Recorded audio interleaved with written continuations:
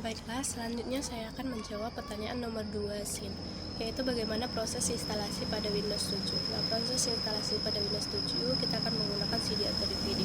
Yang pertama, masukkan CD atau DVD ke dalam komputer Anda atau laptop Anda. Kemudian, jika laptop Anda hidup atau komputer Anda hidup, maka langsung saja restart. Jika mati, maka hidupkan terlebih dahulu. Kemudian, sebelum kita masuk ke dalam proses boot, kita tekan F2 dulu untuk masuk kepada BIOS. Setelah kita masuk kepada BIOS, pilih boot, kemudian atur boot CD atau DVD menjadi boot prioritas pertama.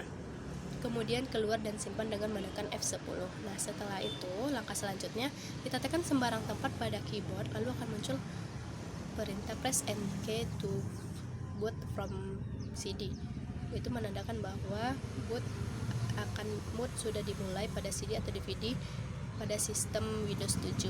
Nah, setelah itu maka Windows Anda akan melakukan proses loading. Tunggu sampai beberapa saat sampai loading selesai. Setelah itu, setelah muncul tampilan Windows, lalu klik next. Nah, setelah kita klik next, maka akan muncul tampilan install now. Kemudian kita klik saja install now. Setelah itu, maka akan muncul perintah I accept recent term. Kemudian kita beri tanda centang, lalu kita next kan. Nah, kemudian kita upgrade Windows yang sebelumnya kepada Windows yang akan kita install sekarang, yaitu Windows 7. Setelah itu, pada partisi harddisknya klik new, maka akan secara otomatis mengisi partisinya harddisk tersebut 100 MB. Nah, kemudian Windows kita itu akan berulang-ulang melakukan restart. Nah, setelah berulang-ulang melakukan restart tersebut, kita akan mengisi identitas komputer kita. Setelah proses itu selesai, lalu kita akan mengisi serial number yang akan kita lakukan. Kita isi serial number, tetapi jika kita hanya menggunakan trial saja, tidak perlu mengisi serial number pada Windows 7 tersebut.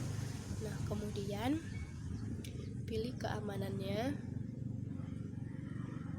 untuk mengatur keamanan. Kemudian setelah kita mengatur keamanannya, lalu kita atur zona waktu dan zona wilayahnya.